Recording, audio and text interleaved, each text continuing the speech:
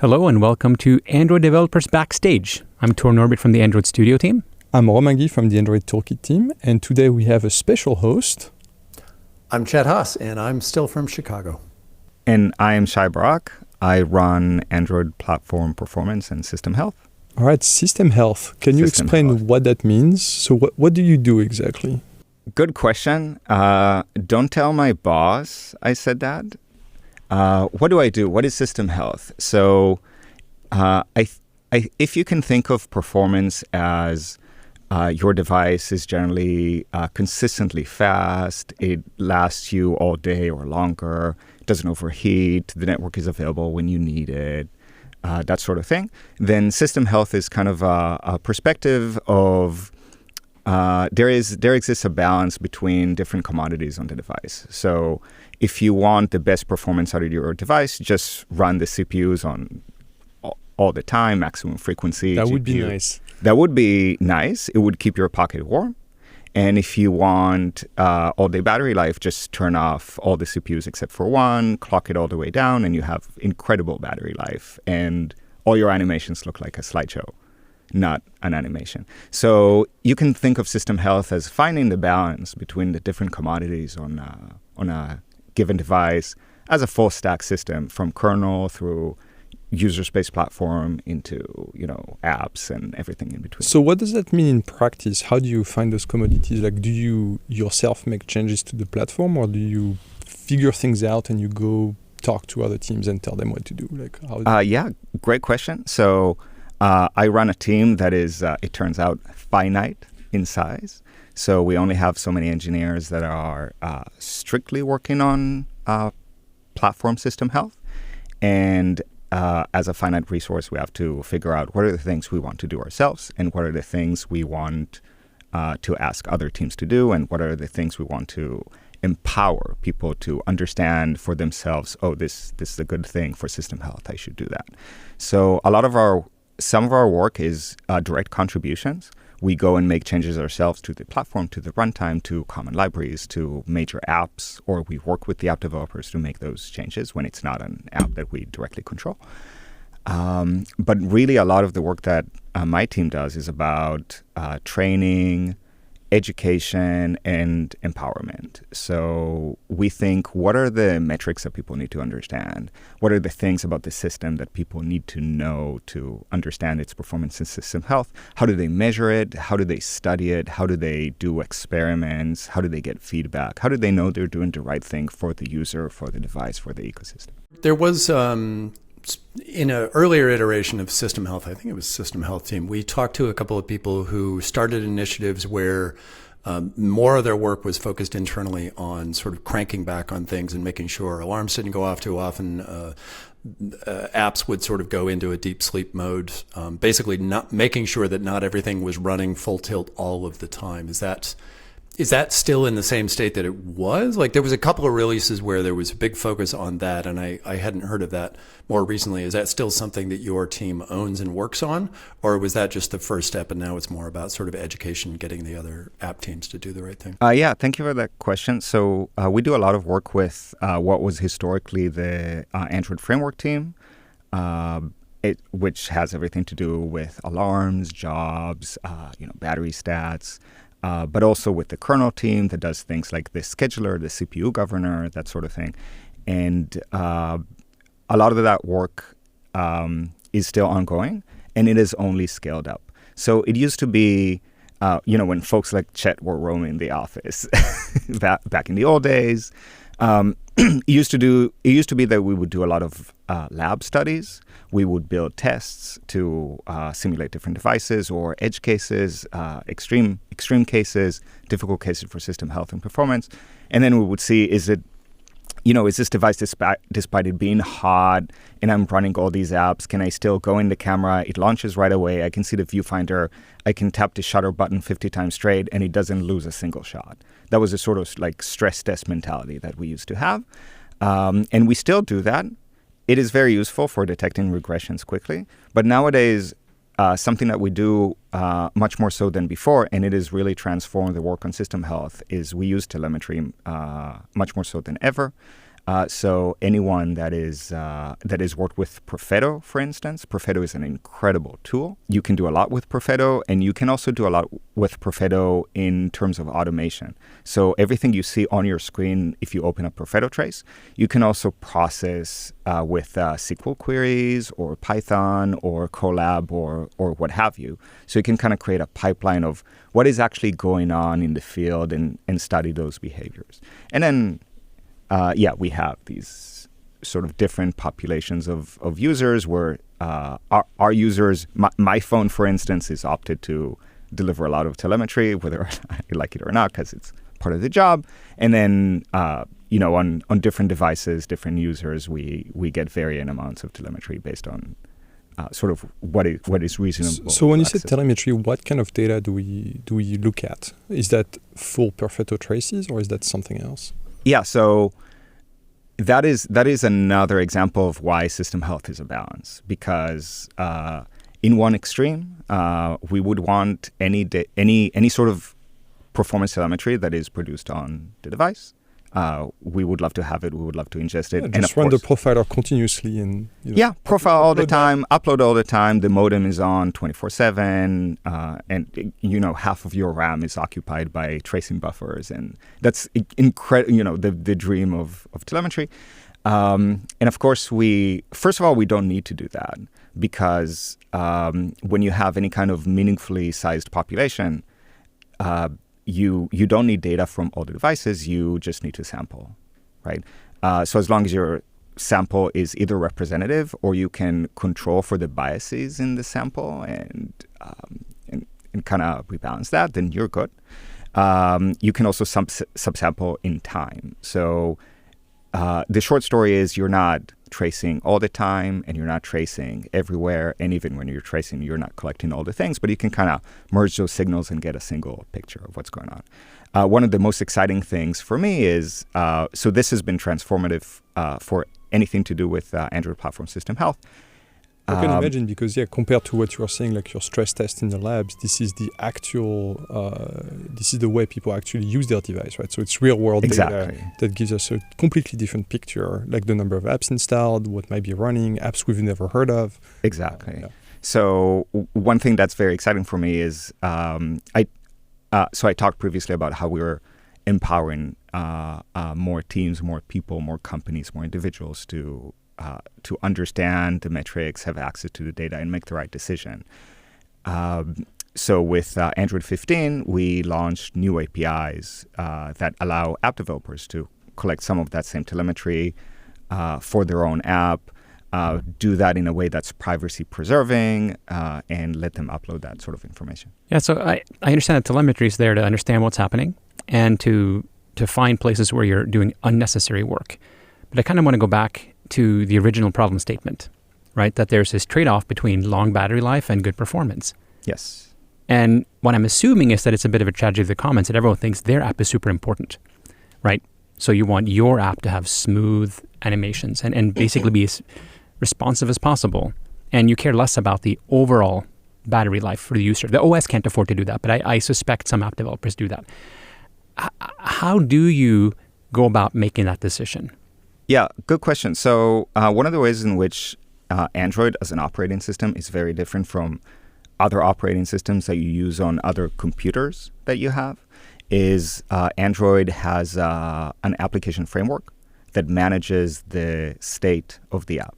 We call that lifecycle in different situations. And basically what it is that the Android framework needs to know what your app is doing or what your app is supposed to be doing. Does your app have an activity right now? What state is the activity in? Are you the top app? Are you visible, but is there something on top in the foreground? That sort of thing. And then the Android framework, and where all the brains of that, so to speak, is Activity Manager service. What the Android framework can do with that information is, because it's mandatory, you don't get to in order to be an Android app, you need to have these things. Like your app doesn't just launch, it launched because it received an intent.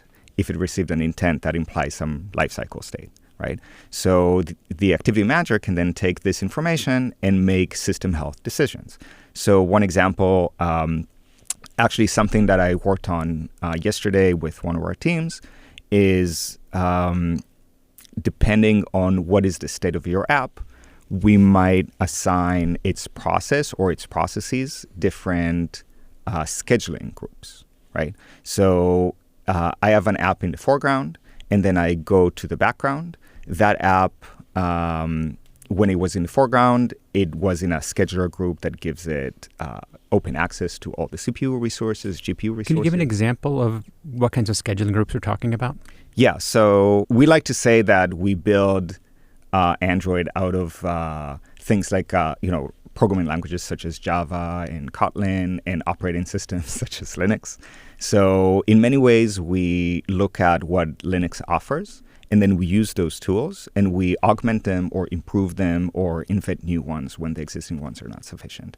So one way in which we kind of moderate the access of different apps on your device to different CPU resources is we use things called C groups or CPU sets. So if you're familiar with these things, you're already on top of it. And if you want to learn, then you can go read the source code for Adjuster. Yeah, but I'm wondering, the application framework, you're presumably not doing this to every app, right? So you're making some conclusion, this app is an alarm app. I'm going to give it this treatment. Like, so what kinds of classes of treatment are you giving different apps for this? Yes, exactly. So I think you said before, every developer feels like their app is the most important. And I think that makes sense, and I don't want this to change. Certainly when I develop an app, I feel like this is the most important thing in the world. But the person who's actually deciding what is important to them right now is the user. And so every decision we make when we think about how to route system resources has got to be focused on the user. What does the user want? And are we giving the user clear controls to indicate to us, the operating system, what matters to them? So, for instance, we talked about these trade-offs, right? So if I am playing a game or I'm scrolling through a bunch of social media or something like that, and this is the app that is on top, in the foreground, capturing my input and has my full attention, hopefully, then I want that app to perform as well as it could given the user's hardware. I was going to say the most obvious example is this touch boost, right? Like if you put your finger on screen and interact with the screen, it's pretty obvious that you want good performance. So that's a very good signal. Things get a lot more complicated after that. Yeah, well, actually, you would think so. Touch boost is a great example. It's also a great example of an area where different hardware can differ. So there are Android devices that ship, and I'm talking just, within the realm of touch-based devices like phones, tablets, and of course Android runs on many things. But there are devices where touch boost is not so much a factor to deciding which CPUs are on or at what frequency. So there's also a matter of tuning those signals to what kind of hardware exists on the device. And we've seen a lot of evolution in mobile hardware. Yes. So one example is it used to be that whether or not a particular CPU is on made a very large difference to how much power it's draining. We would call that static drain or static leakage. So this is how much power is going just because the CPU is there, ready to do work, but otherwise idling. There's no thread right now. From the Linux scheduler perspective, it's called a task. So this CPU is untasked. It would still draw power. Kind of like, you turn off your TV, but it's still in so-called standby. That drains some power. You would like it to approach zero, but it's not perfect zero. And nowadays, mobile CPUs have gotten very good with static leakage. So what we actually find is a lot of the leakage is dynamic. So if the CPU is scaling up to meet a greater demand, then, it's going to drain more power, right, as opposed to not. So there is an interesting balance here to find. So Touch Boost is a good example for that, where you might say, okay, the user is scrolling. I want to burn all the power that I have to make sure that I meet those frame deadlines. Well, what if you're meeting those frame deadlines very comfortably? What if you have a lot of headroom? Let's say you're drawing the frames in a fraction of the time that you actually need to draw those frames. Well, in that case, you burned a lot of power for no benefit, right? So there is a step function here where if you power down, you're going to see jank. But if you power up, you're just going to see more power. Especially, correct me if I'm wrong, but I vaguely remember that the power curves of CPUs are non-linear, right? So Correct. they're more exponential. So going from, let's say, 1.5 gigahertz to 2 gigahertz is going to cost way more than going from 1,000 to 1,500. Yes. It might make sense to want to like. So I accidentally got a bachelor's degree in electrical engineering, and I can tell you that you're right. There's so you can think of it as a capacitor being drained. If we are to become electrical engineers for a second and not software engineers. Nuclear. It seems like it's even more complicated because like all the hardware architecture has gotten more complicated over time. So like when I joined the team, there was basically the concept of a governor. There is a CPU and we can run it at different frequencies, and we would use things like, touch boost or animations running or user interaction in general to determine how to control the governor. And then multi-cores kicked in, and then big cores and little cores. And the big cores cost a lot, but they're really fast. And the little cores don't cost very much, but they're terribly slow. And then you have the GPU in there somewhere. And now we have variable refresh rates.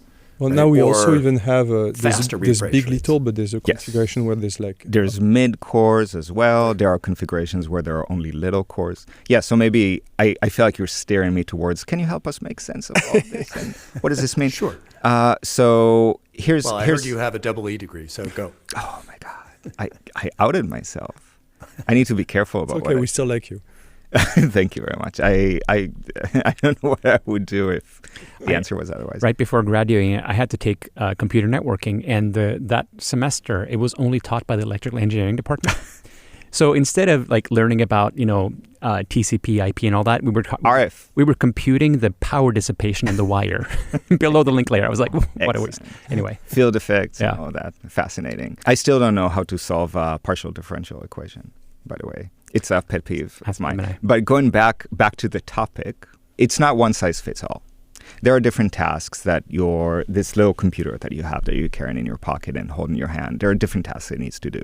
So one of those is, Romain said, scrolling. And you want scrolling to be incredibly smooth and all of that. And you want to hit it sometimes at 120 hertz, which is amazing. Or more. Or more, yeah, 240. Why not? Maybe we'll make phones for fruit flies that can see at much higher frequencies. So that is certainly a workload that you might do. So another workload would be the phone is in your pocket, you're not paying attention to it at all. The screen is off, and occasionally messages come in and your phone needs to buzz you in your pocket. So if your frame is delayed by 10 milliseconds, that we call that jank. And if the buzz in your pocket for an incoming message is delayed by 10 milliseconds, you would not notice. You would not know the difference. It could be delayed by 10, 20, 30. And so what if I told you I could delay incoming messages by some amount of time that is indistinguishable to you as a user, and in return, you get 20% more battery life throughout your day? Wouldn't you take that trade-off? I know I would. So a lot of what we do is that sort of thing. And it's not just like winding down the processors, but it's also thinking about, well, hold on, what wakes up the phone to begin with when a message comes in? There's some signal that is in a remote location. It needs to be transferred over, maybe it's cell radio or Wi-Fi or something else. Well, what if those things could be coalesced or deferred? So a message comes in, but I know usually after a message comes in, another message comes in immediately after. So what if I wait a little bit before I notify the device so that I can wake them up once for the first message and the subsequent one, and not twice in a row, that sort of thing. So this is work on the operating system. Yes. This is not work for app developers. How much of your time do you spend sort of, pestering app developers and versus people on the operating system? It really depends on if there is a specific issue. So you mentioned, for instance, variable refresh rate, right? So it used to be all 60 hertz, and now it's sometimes 90, sometimes 120. Sometimes it's also 1 hertz, or sometimes it's 30 hertz. So a good example for when we might work collaboratively with app developers. I don't even know the meaning of the word pester.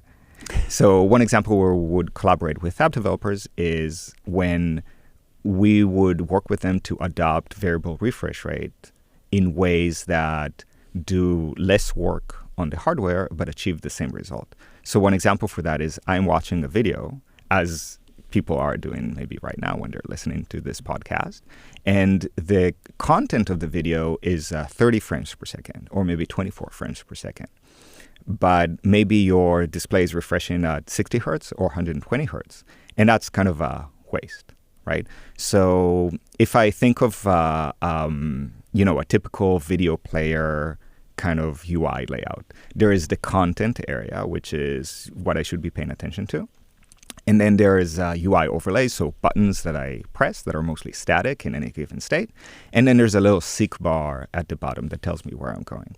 So one example of an issue that we've seen is when we first introduce lower refresh rates. So a situation where the device might actually refresh less than 60 hertz because it knows that there's no content to deliver. One thing that we saw is there were a lot of very popular video apps where the content was 30 frames per second or 24 frames per second. But in the bottom, there were like just a few pixels worth of a seek bar, or even just a progress indicator. Yeah, or sometimes it can be those animated. A little animation, yeah. So like a waveform that's moving, which makes it feel like, there's a beat here and I kind of want to dance to the video. Maybe that's exactly what I'm doing. It depends on the app. But that thing alone was telling the whole sort of display manager, hey, the content is coming in at an animation and that's going to be 120 hertz. And so we were doing 120 hertz of 30 frames per second video. So plus a tiny small animation in the corner. Tiny small animation, which was super smooth and beautiful and completely unnecessary. And the users wouldn't notice. We did studies with users. They didn't notice. They didn't care. When I got the Pixel 7, 8, when it came yes. out, I couldn't tell the difference between 60 and 90. I was like, let me try it. I don't see We'll have to have a talk. So, I find that some people, they couldn't care less. And you can go and disable it if you can't tell the difference. But for me, it was a game changer. The part where you can tell the difference, or at least where most people can tell the difference, that when you're touching the screen, right? It's that this motion to photon thing where like the physical motion I make with my body, like when do I see the reaction? Yeah. When it's an animation that you're not controlling directly, and there's also like the question of how quickly it moves on screen. So typically a very small animation that moves by a few pixels, you can't see at 120 hertz because there's not enough pixels to move at 120 hertz. So that's right. Yeah. Another maybe metric is what is the latency, right? So animations, if they are, a function of, if the app generated the animation, we don't think of latency so much. But if the UI is following my finger as I scroll, or it's a tap and I want to see a circular, what do we call ripple? That? Ripple, thank you. If I want to see a ripple, then the latency between, you like to say what is touch to photon, right. That better be less than as small as possible. Yeah.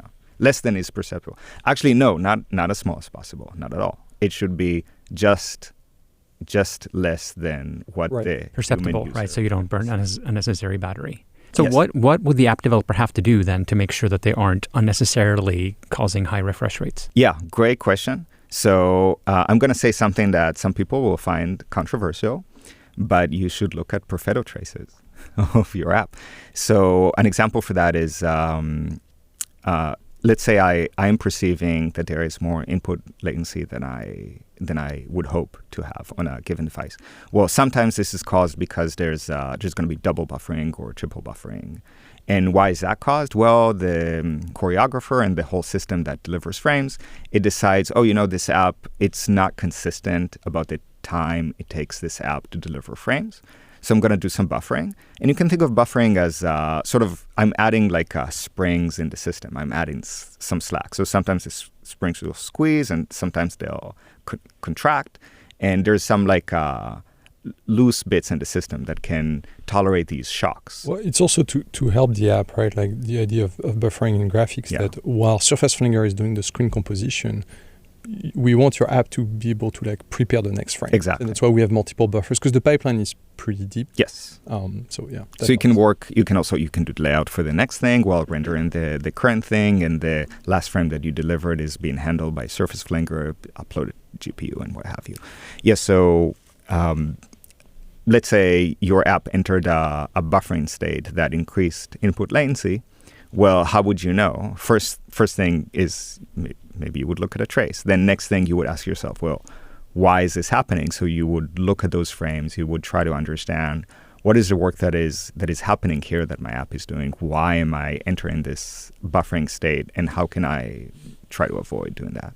Can you explain? So the issue we had was that the video is updating at 30 frames per second, and my animation's doing more. Yes. Where is the buffering? Why is there extra buffering now? So that might be different because there's no latency. It's a different issue. Okay, all right. Okay. So for what you're describing, Tor, we actually have in Android 15, there are new APIs on View that you can use to target a refresh rate. You can tell us if you want high, normal, or low, or I think low refresh rate. The system will try to do as much as possible by default. And the built-in widgets, for instance, the list view or recycler view, will handle that on their own. So like as you start scrolling, we'll request like higher refresh rate, and when the scroll like slows down, we'll lower the refresh rate automatically. I see. So to solve the bug you were talking about, if I have a big video player and I have an animation, I should go in there and actually set that property, saying I'm fine. I know that this is slow. This is low resolution video, not low frequency video. I'm going to also lower my animation to the same thing. That's the fix. Didn't we fix that actually in the framework? So we had some fixes that are in the platform itself. But there are some things where we rely on the app developer to give us hints. So first I would say is, if you're the app developer, you should be in control as much as possible. Any meaningful knob that we can give you, we should give you.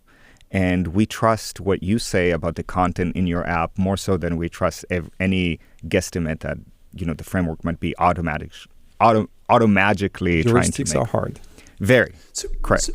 But it seems like the heuristics are more helpful for the entire ecosystem as opposed to app by app. Like if we're expecting every single app developer to figure out how to run and get a Perfetto trace and then look at it and analyze and understand what's going on at a deep level, and then tell us speed up now, slow down then. Well, that's a good point.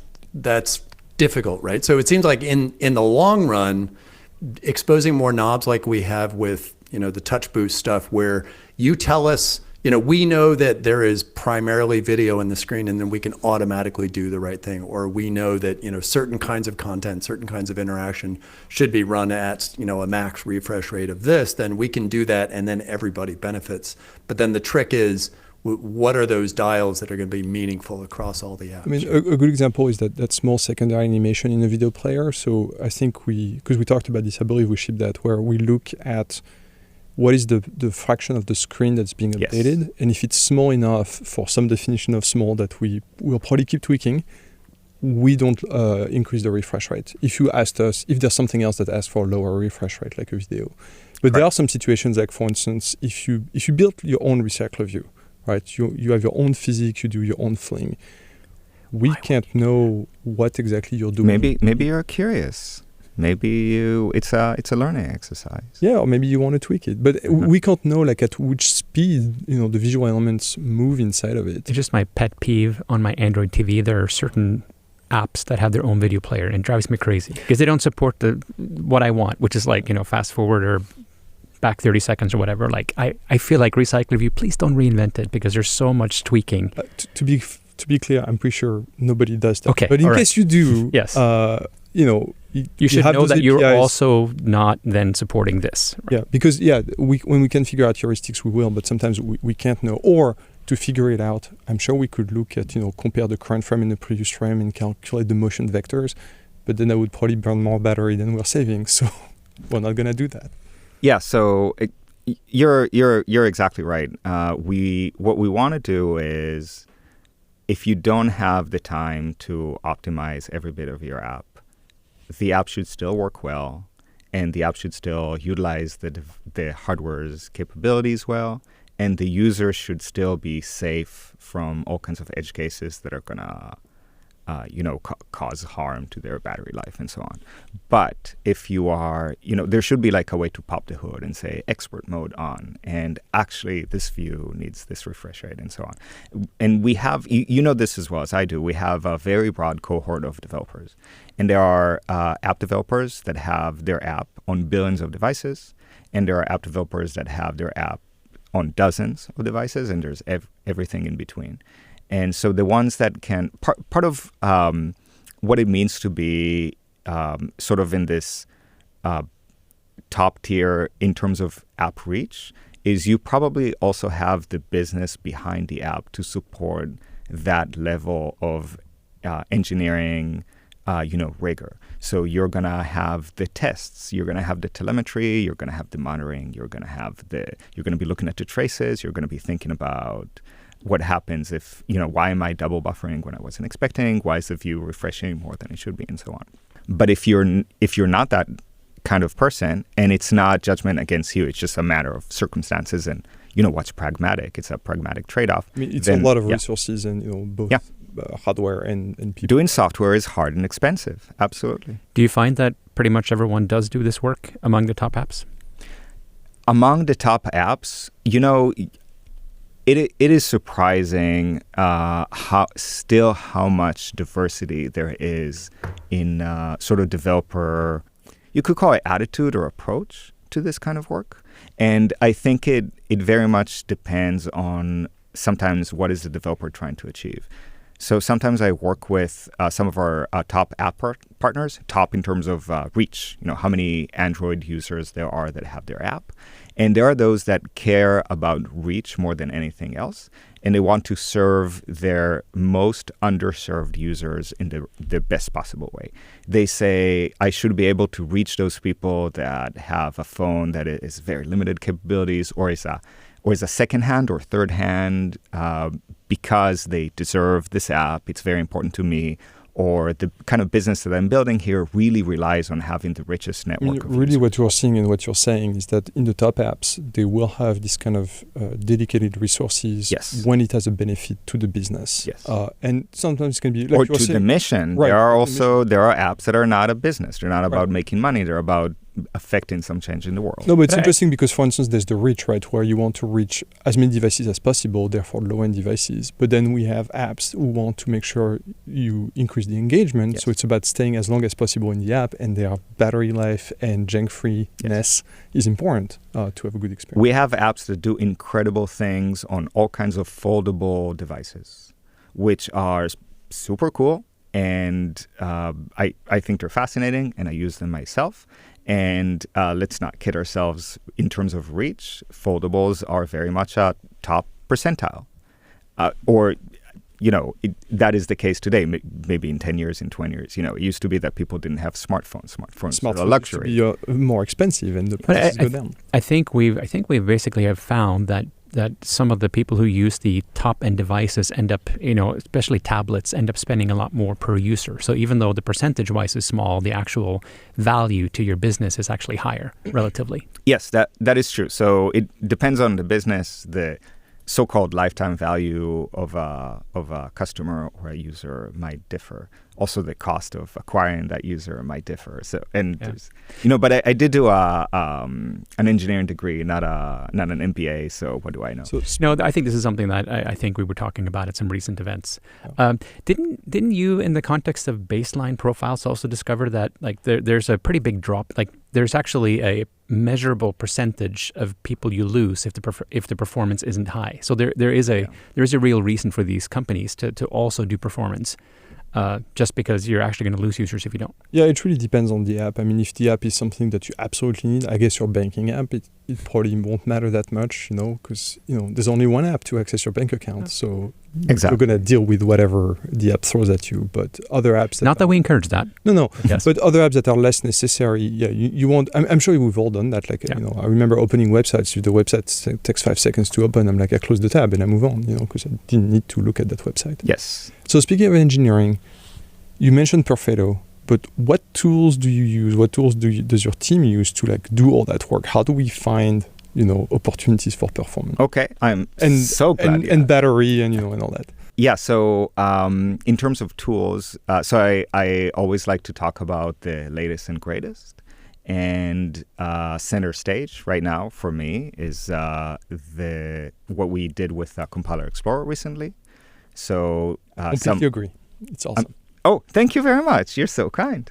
Is this why I'm here, or am I here just because? It's part of why you're here, yes. Fabulous. I'll keep working hard and give you more reasons to call me. So what is Compiler Explorer? Compiler Explorer is an amazing tool that I have nothing to do with because it was created something like 12 years ago by a person who is in some ways a kindred spirit because so this person, his name is Matt, and Matt was writing high-performance C++. And to Matt, it was really important to know for certain code that he was writing, what are the instructions that come out? He really wanted to see the disassembly because he was going to use all kinds of fancy language features that all the three of you are very familiar with fancy language features. And he wanted to know, well, for all this fancy, am I losing performance? And to Matt, it meant a lot. It was the difference between shipping and not shipping. And so what Matt did is he made a prototype. So he wanted something that's interactive, where you could just type code and see the result right away.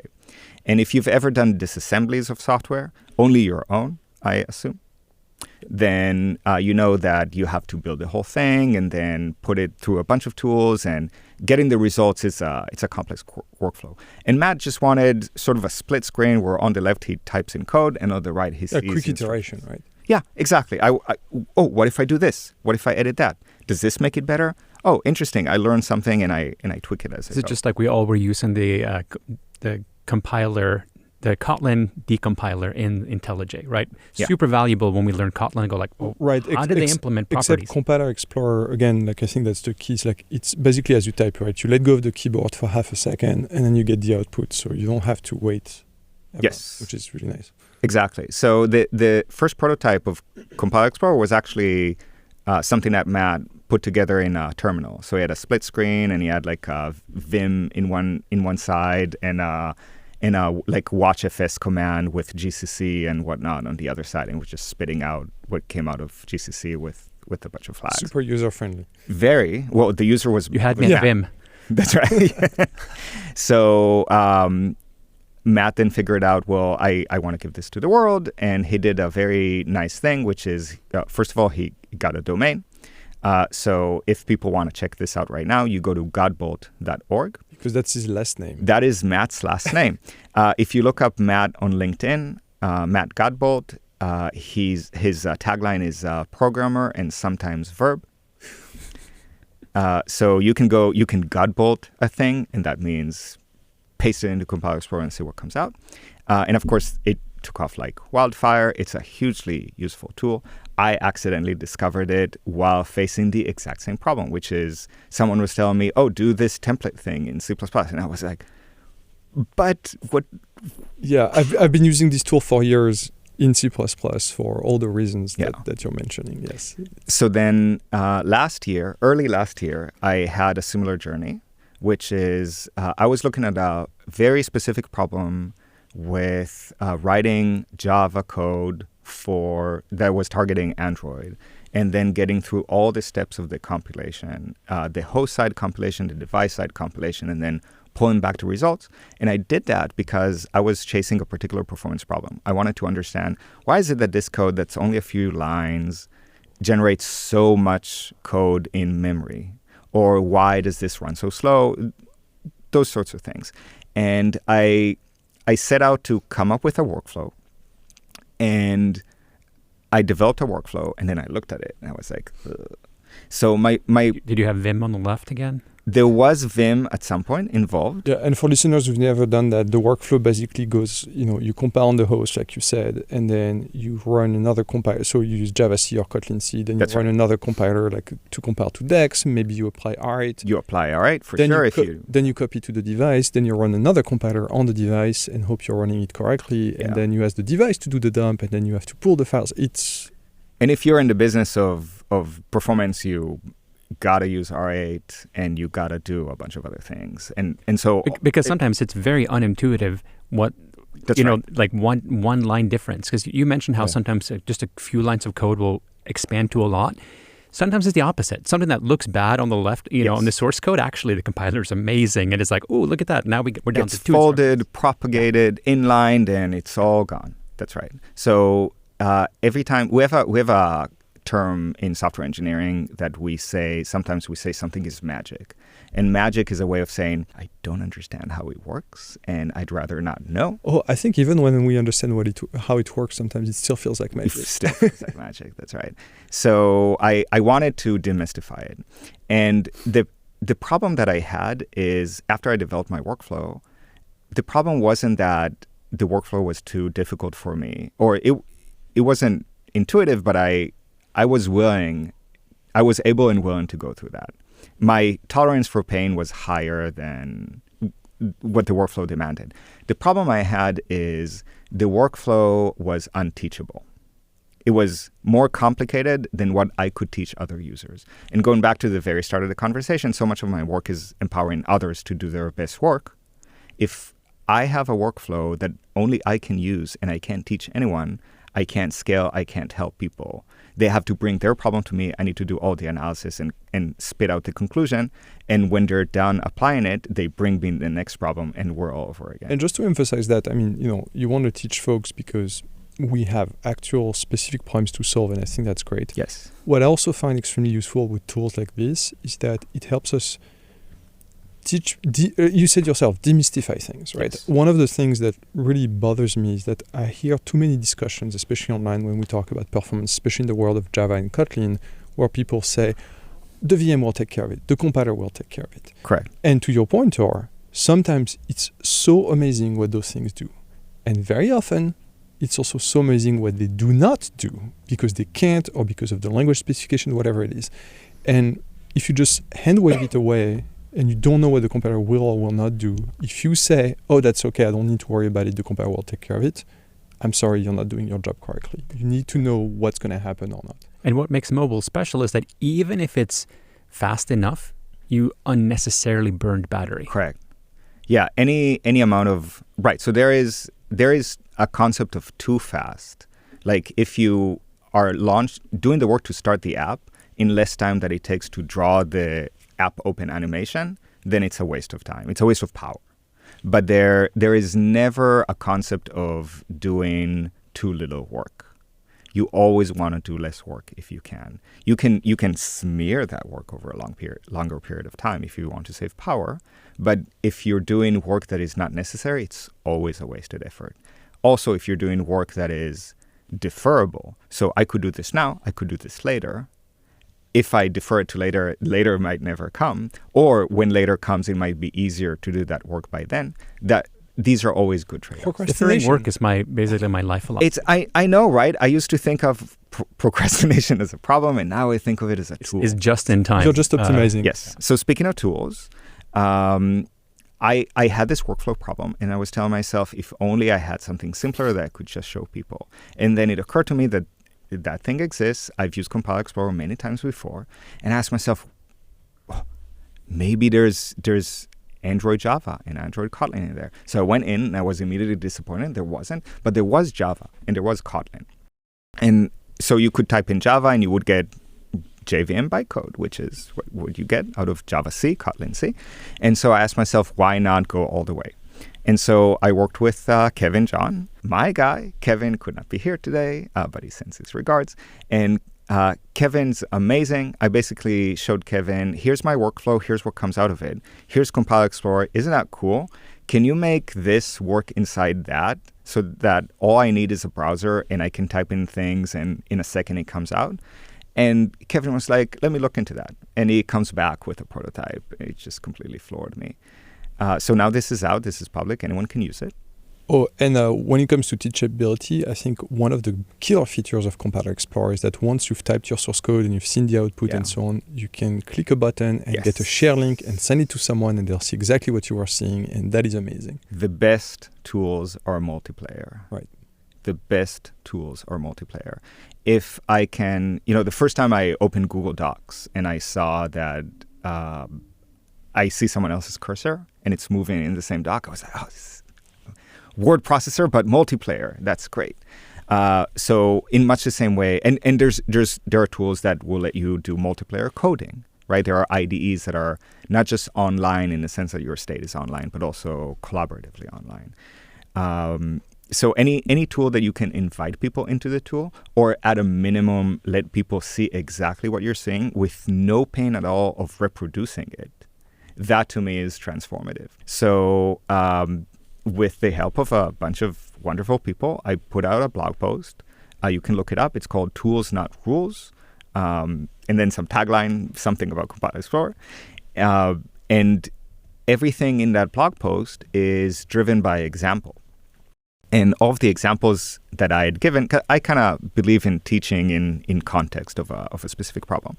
And every example that I had given, you can click a link and you can see exactly what I see.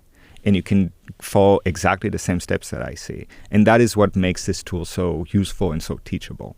Yeah, no, it's a great tool. And and to the point you were making earlier, like it started with C and C++, and now it has a ton of languages. It's an open source project. There's a ton of languages in the list. For listeners, the bits you're going to care about are Android, Java, and Android Kotlin. That's right. My recommendation is that when you go to the website, there's a template button. Click that. Then you can choose Android, Java, or Android Kotlin, because that will set up the workspace nicely, and you will also be set up to do baseline profiles and ProGuard if you want. Yeah, so you can write ProGuard flags and run R8. Mm-hmm. You can enter your baseline profile and see what happens, exactly what gets compiled. And I mean, it is very important to use R8, because of course you're all using R8 in your apps, of course. Everyone is, right? 100% and if not, of developers. So there, I'm just gonna, and I know you felt the bug this morning about that, but just one caveat. So you can choose the output compiler. So you can choose D8 for DEX bytecode, R8, or DEX2 which is the ARM assembly. Even if you've configured R8 currently, when you look at the ARM assembly, it doesn't go through R8. Yeah. So we just need to address that. Okay. But yeah, we are challenged in the sense that the Android pipeline from source code from source code to what runs on the device. Some of it happens on the host side. Some of this happens on the device side. We actually make a few compromises. So on Compile Explorer, everything needs to happen on the so-called host side because it runs on a server somewhere. That's the beauty of it. You don't need to, download the SDK, install. I mean, that's why it works. Exactly. But then an interesting downside is, so when we actually truly compile on the device, there are things that we can do that are a little bit extra that we can never do on the host. So I'm assuming you are doing the part where that part happens on the device. Yes. Right? But I guess you have to pick a device, which may not match. And so is that... Exactly. So this really gets into a territory that I think for app developers is, it's not only not accessible, it's not useful because they can't predict these things, but a device can have vendor-specific code to how it works that is available on the device and is known to the compiler at runtime on the device and can be inlined into the app. So code that the hardware vendor wrote or a vendor of the vendor wrote can end up inlined into your own application's code at runtime, and you didn't have to know anything about it when you were writing your source code. The other aspect is that the CPUs have different feature sets. Yeah. An example, for instance, some CPUs have hardware instructions to handle half floats. Yes. And Compiler Explorer will use the most common feature set. And actually, you can specify arguments yourself. But if you run on a device, it might generate different code. But to your point, Shai, it doesn't as long as it's better, it's not a problem, right? But you do want to test on the worst possible configuration. It's not necessarily the worst, just knowing that and just keeping that in mind. But don't try to optimize for those feature sets anyway, because you don't know what your users are going to do. So you might or you might not, and it really depends on what you're building, right? So if you're building some very sophisticated media decoding code or some very sophisticated graphics, you should probably not write that in Java or Kotlin. That's true. Although intrinsics exists. True. It really depends on what you're doing. But I've seen, for instance, intrinsics that rely on vector instructions that may or may not exist on the target. So if you want to see, will this auto-vectorize on this device or that device, all you need to know is what are the microarchitecture flags for that device, and then you can simulate that behavior in Compile Explorer. But this is, of course, expert mode on top of expert mode. So kind of the things that I expect people to do is type in some sample code and just understand what is it that Java or Kotlin language and compiler actually do. And sometimes it's horrifying. It sure is. So throw in an exception, just one line of code, a lot of instructions. My nemesis. Absolutely. It sounds like maybe this is a hard problem to solve because of the device and host issues. So maybe it's just a renaming issue. Instead of calling it R8, you could just call it R0. It did make me wonder, though, like, what is the utility of getting information about R8 if it really is very device specific? And yeah. I also wanted to point out, too, since it's kind of hard to jump into the conversation, I looked up your blog, and it was a little hard because there's like websites and other things devoted to the title that you gave us. To the title, Tools, Not Rules. So maybe I should clarify. So you can find it on Google Blogs or just Android Developer Blog. Thank you. Yep. So maybe I should say a word about Tools, Not Rules, since you brought it up. That this is one of the mantras that I have when I teach people. So I tell people, a lot of times a person comes to you if you're the expert on something, and they say, "Oh, please, just tell me a simple thing that I need to know in order to perform." And usually what I tell people is any rule that I give you will have exceptions to it and complexities, and I would rather give you the tools that you can find out for yourself. So one example is a developer asked me, hey, what do I think about string interpolation in Kotlin?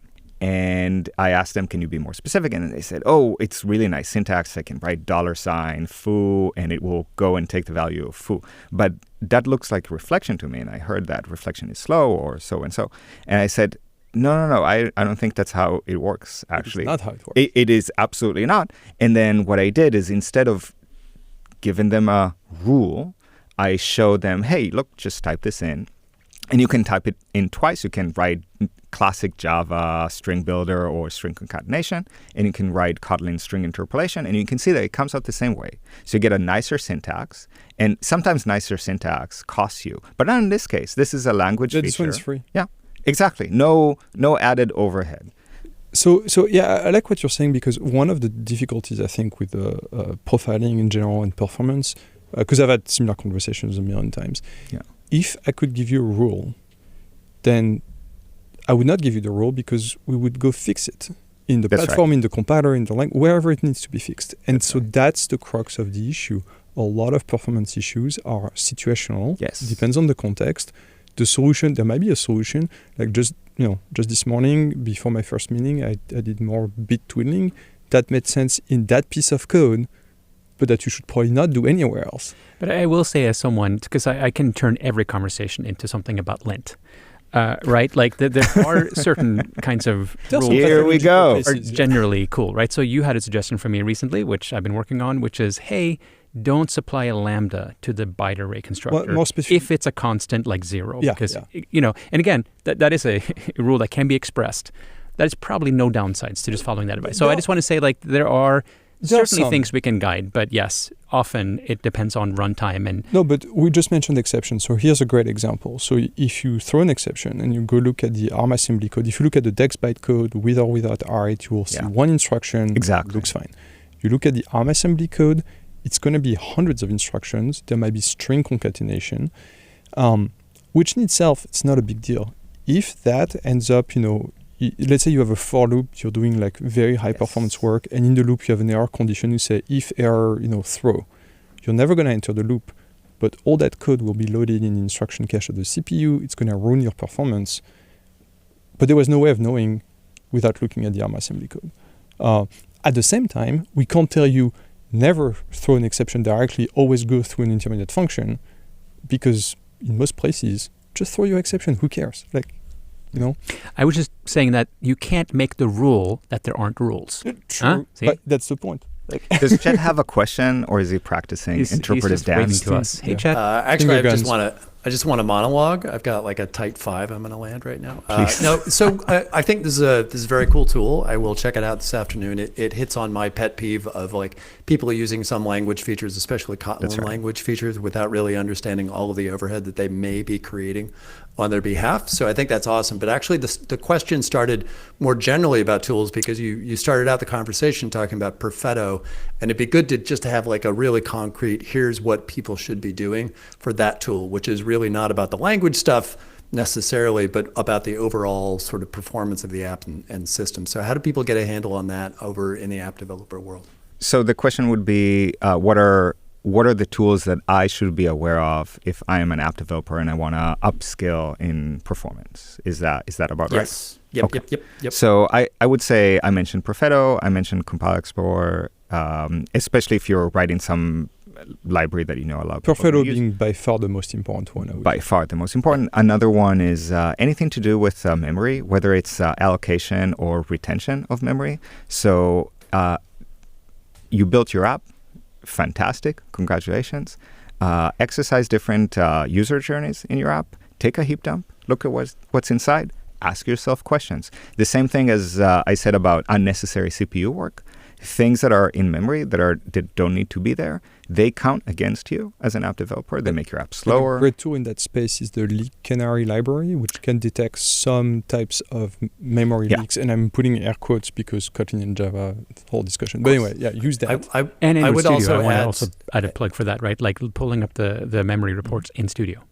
Yes. Allocation Tracker is one of my favorite tools back in the old world, Yeah. and every instance of it since, and I'm using the latest one in Android Studio, and it's still my favorite tool. So it's not so much about what is the crap left in memory that shouldn't have been there to begin with, or what can I clear up, or how much space am I taking up on a permanent basis, but what is going on every single frame of this application. A good example of allocation tracker, Shai, we talked about this, that string.toFloat or null. So in the Kotlin standard library, there's a string.toFloat or null function that passes a string to a float or throws null, or returns null. It's implemented with regular expressions. Using allocation tracker, we measure that calling that function allocates 930 objects every time. And the beauty of garbage-collected languages is it's like a buy now, pay later scheme. Yes. So the allocation is super fast. Just super cheap. Give me a buffer at the end of the heap, and we're good to go. But then later, someone's got to clean it up. Well, that's the garbage collector. So the allocations themselves are cheap, but you still need to run the constructors. And earlier you were saying, don't do work that doesn't need to be done, right? So I'm just puzzled why it would be that way, right? Like, wouldn't you just? I mean, is this to avoid exception handling, to not call the normal? Yes, because exceptions are also expensive, but in that case, turns out that avoiding the exception is also expensive. So. Yeah. So maybe talking a little bit more about tools. You mentioned open source. Mm-hmm. So some of the tools that we build or some of the tools that we use are open source. One example that is more sort of systemsy is Perf. That's the name of the tool. Fortunately or unfortunately, it's easy to remember, but it can be confusing. Sometimes you might call it Linux Perf. In context, is that different from simple perf? So simple perf, well, it gets it gets complicated. Never mind. Forget the question. But yeah, it is. Think of these as like different ways to get to the same data. Okay. So what this does in a nutshell is at the very most basic level, it can go and do with very low overhead. It can tell you where the CPU is actually spending time. And that is done with all the caveats of you don't know what was the CPU frequency, you don't know which core, sometimes it matters a lot. But if you just want to know where in the code time is spent in like real terms, then Perf is incredible because it gives you very high resolution data. You can, if you have line info debugging simples, then you can find all like specific lines. You can find all the inlines and what have you, and it's just fantastic to find unnecessary work. How realistic is it for an app developer to make sense of all the data? And the reason I'm bringing this up is that we got some feedback that the systrace integration in Studio, people got this like very colorful chart of all kinds of technologies they didn't even know existed. Yeah. Right. And so we added some things that were actionable. For example, like janky frames are highlighted. Exactly. And I like that Romain recently at his DroidCon talked about how, for disassembly, you can use Gemini. Just paste in the bytecode and it'll actually explain it to you, which is kind of handy. What does an app developer do if they want to do better, but they look at these tools and they don't really understand? Like, are there good resources or... So I wish we had more ways to make these things more accessible. And there's a few things that I'm working on that I'm not quite ready to talk about. We'll have you again. Podcast. Oh, thank you. I guess this is my backup. Like Chet, if... Wait, I could do this forever. Won't go away. Just refuses to go. Yeah, so I also love pasting a huge disassembly into Gemini and watching it struggle to explain to me. My favorite example was, I think it's helpful when it reads line by line and tell you what the instruction does. It's when it tries to explain the overall algorithm that it falls apart a little bit. And I remember once it literally stopped after a few lines and said, and then it does a bunch of math. Like, thank you. My computer is doing math. Cool. Left as an exercise to the code. Yes. I mean, I prefer that to it hallucinating, some yes, that's better.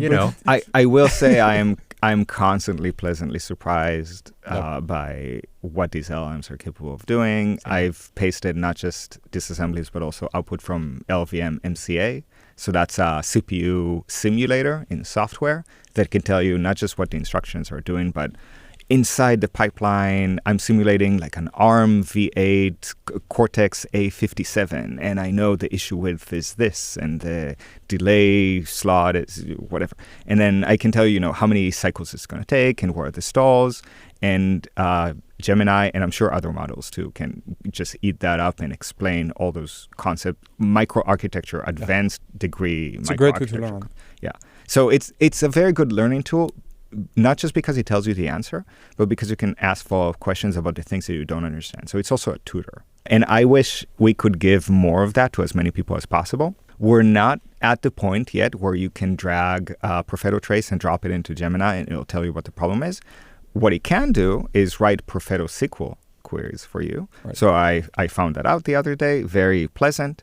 It can even tell you, this, some SQL operators are not supported by Perfetto SQL, even though they might be supported by other SQL servers. So in Perfetto SQL, do this instead of that, which is fascinating to me that these things are known. But back to your question, Tor, I think one of the difficulties, I completely agree. Yeah. It would be great if we had more documentation, more examples, more tools, whatever.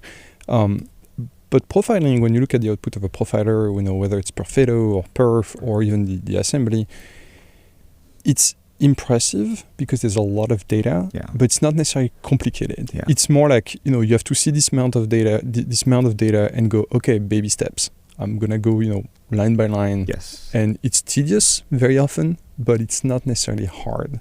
And I think that's also what, scares a lot of people away. It's a lot of data. So people ask me a lot, like, how do you know this? How do you know that? And I tell people I'm not particularly smart. I'm just curious. And everything that I know about full stack, Android platform and apps and what have you performance, I learned by just asking myself questions and being curious and digging in and understanding how things work. And it takes a long time. You train yourself. But all these things are learnable if you just spend the time. I also understand that, developers may not have time. Absolutely. The other day when I was looking at the source code of ART to understand a couple of specific ARM instructions that were issued, I'm like, I shouldn't expect anybody else to do this. That's ridiculous. Yeah, completely fair. I spent multiple weeks trying to, and eventually succeeding with a lot of help from the ART team, but adding an intrinsic to the byte buffer class, which I felt was missing. Because I saw it was not there in Compiler Explorer, and because my good friends in a bunch of app teams alerted me to that. Tools not rules. So that's actually very interesting you mentioned that, because I think, we mentioned Compiler Explorer and similar tools. They're great for app developers, but they've been a boon for ourselves as well, because, the pipeline is complicated. There's multiple teams involved. And I think, when you, or I've done that myself, when you look at the output, we went back to the JetBrains teams, the ART team, and saying like, hey, I'm seeing this weird thing. It looks like we could optimize this for everyone. Yes. It's also very helpful to us. So this is part of why I love that this is all open source, or specifically Compiler Explorer and sort of the small ecosystem around it is open source. There is so much value being exchanged. Mm-hmm. It's not a one-way street. So in this example, I was telling you that Google contributed a feature to Compiler Explorer, but Google also gets a lot of value out of it, and so do the other developers. I have worked with people that work for ARM, for instance, that have found out entirely on their own. When it was public, but before we started publicly speaking about it, just before we put the news out there, they learned that it exists and they started sending us patches. Or they said, hey, we make modifications to the runtime so that it can best utilize our new SOCs. And we wrote up instructions for how to bring up a local instance of Compiler Explorer against your local build. So if you are checking out the platform code and modifying the runtime because you work for ARM or you're just very curious about this, you can see in minutes, you can finish an incremental build, bring up a local Compiler Explorer server and see what does the runtime that you built do, like what is the disassembly that comes out. The other thing where we kind of get value is these tools, because they're open source, they have to be simple to set up. So one of the things that we were able to set up, for instance, is I can make changes to the runtime, and the next day, public godboll.org will have those changes because we have a nightly pipeline. So I will merge a change. You can find my change in AOSP Garrett or wherever you get your AOSP code from. And the next day you will see it live in godboll.org. And then a few months later, you might see it on your device because we update the runtime using Android Mini. Very important feature of godboll.org, you can select not only the compiler you want to play with, but also the version of the compiler. That's right. So for instance, Clang, you will have every single major version of Clang, and for Android, you'll see a bunch of versions of D8, R8, and next to it, there's the one called latest, exactly, which is the one you're talking about. So you should always use the latest because that's what you're all building with as well, right? Right? Right? Yeah, but that's not what's going to be on your device, for instance. No, I was Tor, I think R8. is thinking about D8, R8, D8, all the AGP stuff. Yeah. Is there anything that you wished we'd asked today that we didn't?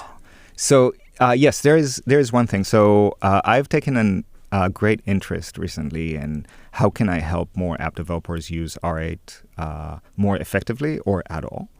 And one thing that is actually something that Compiler Explorer can help you with. So Compiler Explorer doesn't just let you run R8 on your code and first of all see how beneficial it is, see how your code shrinks to a fraction of its former size. It can also help you troubleshoot, well, hold on, why this thing that I think is kept is not kept. Why is that? So you can much more quickly iterate on these things. So it is a great way to test your R8 rules. I would just add one caveat about using R8 in Compiler Explorer. One of the difficulties that R8 has its own heuristics. Yeah. So when you test it in a smaller environment than your entire app, for instance, inlining, R8 will inline some things if they're small enough, but up to, I think, 5 times. Right. So what you see might not be what you get in the final app. Yeah, so keep benchmarking, keep looking at the final APK. R8 does whole program analysis. It does things conditional on your main SDK and your manifest and so on, right? So it's a little... And it can be misleading. And I fall into that trap myself very often. Like you create a class, you have a couple functions you want to test with R8, and you look at the assembly code and you're like, oh, wow, it's really optimized. And then I realized, oh no, because I'm not using the class anywhere. So R8 realized that the values it will default the values to 0, which will simplify the code. And so sometimes you have to find tricks to tell the optimizers hey, no, keep enough stuff that you don't over optimize. So be mindful of that, right? Yeah. And that's true of any optimizer. A good example is I have an abstract base class foo, and then I have a real foo concrete, and a foo for test concrete. And in my test build, I will have this full hierarchy. But in my production build, I'm not going to ship the foo for test, hopefully. So then R8 can say, okay, you don't need an abstract base class. I'm going to merge these things up. But if I give it all that code, but not the full context of what kind of build it is, I'll get a different optimization result. Yeah, so I would say for R8, everyone should just turn it on and build the release binary and run it. And maybe you can just ship it. And to Shai's point, R8 is one of the biggest optimizations you can do for your app in one of the cheapest way, I would say. That said, we know it's difficult in large-scale projects because of reflection, because of JNI. Yeah. We know there are a lot of apps out there not using it because of that. Please tell us, what could we do to make it easier? Is it a better editor in the studio? Do we need annotations? What can we do to help so that you adopt R8? Because the impact on app on system health is huge. It's memory, it's performance, it's battery, it's everything. And it is so worth it. We see apps launching 30% faster in cold startups just because there's less code that they need to bring from flash storage into memory in the path to starting. So I think we're actually winding down on a call to action. Yes. Look at us. So professional podcast. Find us on Slack or leave a comment on YouTube if you're watching this episode. Don't forget to click and click like and subscribe. We're supposed to say that, right? But yeah, let us know because we want to make it easier because that will help us help you or help us help you help us, I think. Yeah, and if you have All any those questions or comments, please leave those on the YouTube episode for this podcast. Great. Well, thank you for coming. Thank you very much for having me. That was lovely.